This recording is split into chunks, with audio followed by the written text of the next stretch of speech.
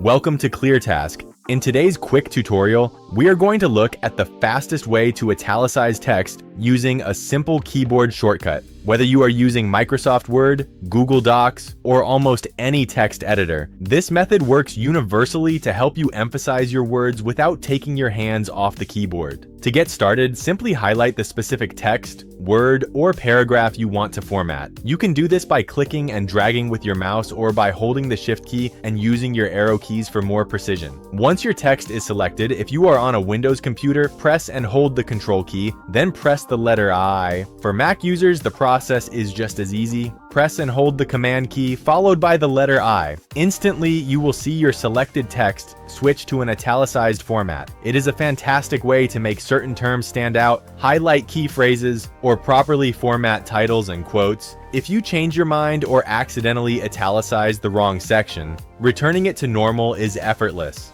Just ensure the italicized text is still highlighted and press the exact same keyboard shortcut again.